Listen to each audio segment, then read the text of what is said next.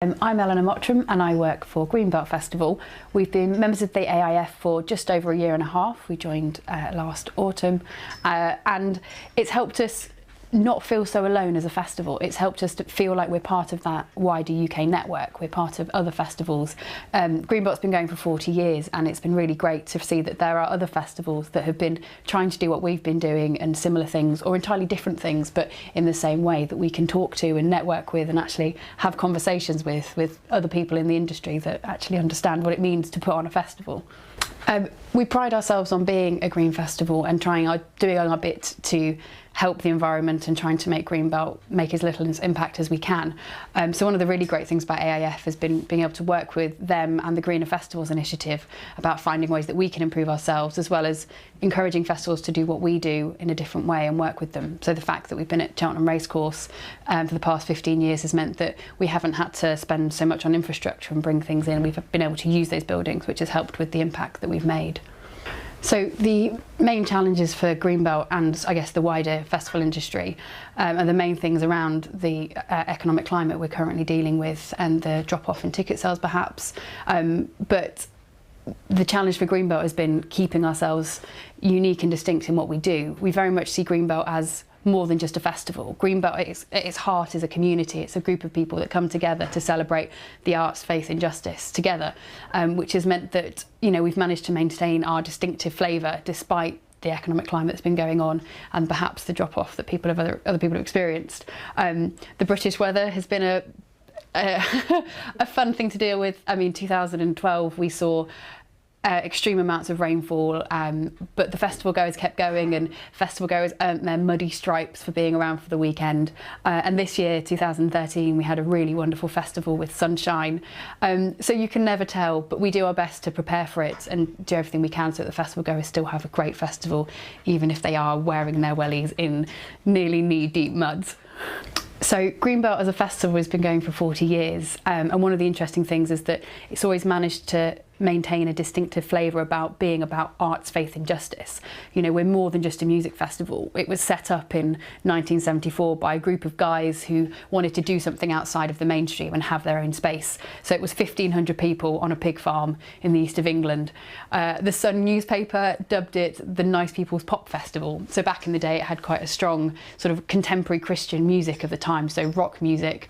And we were the place that a lot of people would go to. We had a lot of youth groups. And then over the years we've tried to sort of keep that core value of being something a bit different and being a bit on the edge. So we really focus on campaign issues. So we've looked at Israel-Palestine, we've looked at criminal justice. This year at the festival we encourage people to look at blood and organ donation. So the key thing for us is about saying we love the arts, we love music, we have a main stage and we have brilliant bands on who do excellent main stage performances and we bring everyone together for that. But we hope that people go away from Greenbelt with something a little bit extra, so they feel inspired to do something new, something in their community that they can take away, so that Greenbelt kind of trickles into their lives year round. And the August bank holiday weekend when we take place is just the real point of inspiration for them all. I mean, what's having arts, faith and justice as the three key issues. For us, the arts, it's about doing things great. We want good music, we want good performances. So we have, across the festival, we don't just have the main stage music, we have literature, we have spoken word, we have performing arts, we've had some amazing dance companies, we've had theatre companies who's come to us who do something because they do it well and they do something brilliantly, or they do something interestingly. We want people that do something for a reason. But at the same time, we'll just have someone because they're a brilliant band that just gives you that really great performance. But we like people that have a justice issue, makes it even better. So Billy Bragg played at the festival back in 2011, but also the next day stayed with us to talk about his Jailed Guitar Doors project and actually talk to festival goers about other projects that he's doing that are more than just the music, and actually doing a bit of things that work with other aspects of community and justice. So we have a massive programme of different speakers that talk about different aspects, from how to set up a community meal to how to deal with the US foreign policy from across the board. So we had one of Barack Obama's spiritual advisors this year, a guy called Jim Wallace, as well as we have theologians who talk about various aspects of life, as well as MPs. Stella Creasy's spoken at the festival. We even had Anita Roddick a few years ago. but we love good music, but we want people to go away feeling like they've learned something and been inspired, but just generally had a good experience of what Greenbelt stands for. And that's one of the key things for our audience, who we see as more than just an audience. They're a community to us. The Greenbelt community is the people that are part of it. At the core of that is our team of 1,600 volunteers who help make the festival happen.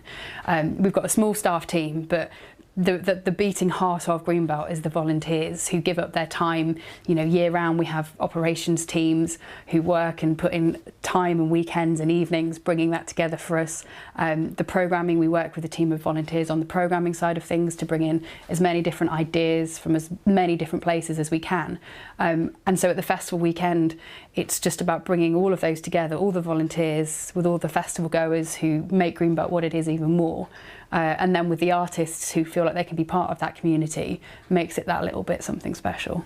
We try to encourage festival goers to leave their cars at home by offering shuttle bus services from the local train station. There's a local bus services which you can. We also have a really great volunteer team of taxi drivers who drive golf buggies around the sites, which allow people to kind of have better access, because we have a very broad audience. So we have a lot of families, so small kids who don't want to make the walk from the campsite, or people who are less able. So we offer that as a sort of discounted rate so people can easily get around the festival site and hopefully leave their car at home. My favourite Greenbelt Festival moment was this year. There's an artist, a Northern Irish musician called Duke Special, who this year we spoke to him earlier and said, this is our 40th year, we really want to finish the festival with something really special.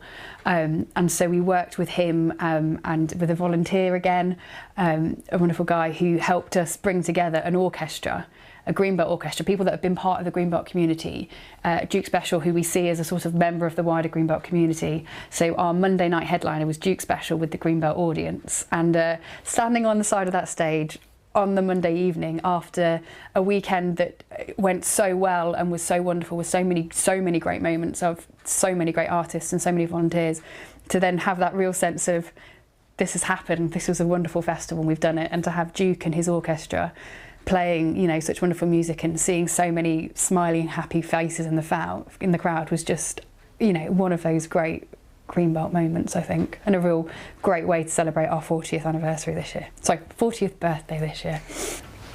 In 10 years' time, I'd like to see the AIF even bigger and better and stronger. AIF has started putting on seminars and events to help people within the industry, with people that are interested in the industry, to help develop that and make it a wider network for people to be part of, and offering more opportunities for not just people that are in the industry, but for people like students that want to get in the industry to learn about it and share that, and just continue. There's a really nice thing at the meetings when you're talking to people and you're in a group of people that know what they're doing. So to any other festival organiser that's out there that's kind of feels like sometimes they're on their own, the AIF is a really great place where you can come back and feel like actually you are part of something bigger. So hopefully in 10 years' time, there won't be people who are just by themselves.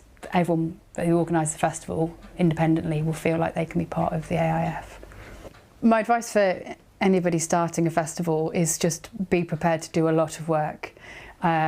And the first year is never easy. That's always going to be the tough one, and getting past that. But the real key thing, I think, is especially in the climate we're in and with the kind of the great development of the festival market and the amount we have, it's knowing why you are starting a festival and having reasons for why you want to do it, and sticking to them and saying, actually, this is what I'm doing, this is why I'm doing it. Because if you've got a great idea, people will want to be part of that, and people will buy into it, and that will help your festival grow. You're not just doing it by yourself. It takes 1 million people to make a festival happen. Not literally 1 million, but there's a lot of them. And if you've got a really strong idea and a really great reason to do a festival, people will buy into that and be part of it. And that's the great thing, is that you don't want to start a festival by yourself. It's a journey that you want to go on with other people. So have your idea and start from that and say, this is a really great thing. Be it an amazing location that you want to bring music to, or a specific type of music you want to focus on, or something entirely different. Just saying, this is why I want to do it, and people will get into that and stays true to that as well.